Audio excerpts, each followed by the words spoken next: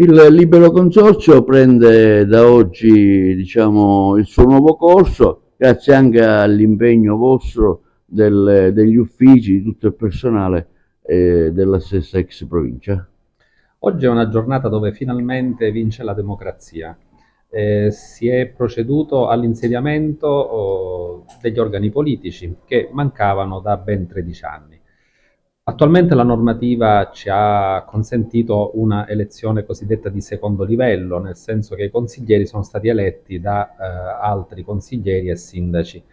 L'elezione da parte del popolo, quindi l'elezione diretta di primo livello, avverrà magari più avanti.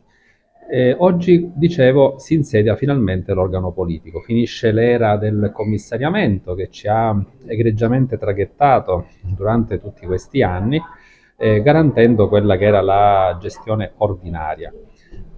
Però adesso il Consiglio provinciale e il Presidente avranno l'onore e l'onere di rappresentare la provincia sul territorio e quindi di adottare tutti quegli interventi che possono avere una certa incidenza, un certo rilievo nei confronti della comunità.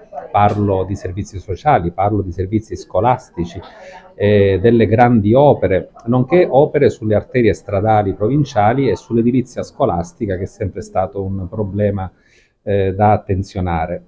La nota positiva è che, trattandosi di politici già in carica, quindi di sindaci e consiglieri comunali già in carica, conoscono bene la materia, conoscono bene le problematiche e quindi sicuramente saranno all'altezza per garantire i livelli essenziali per una comunità che attende risultati da tempo.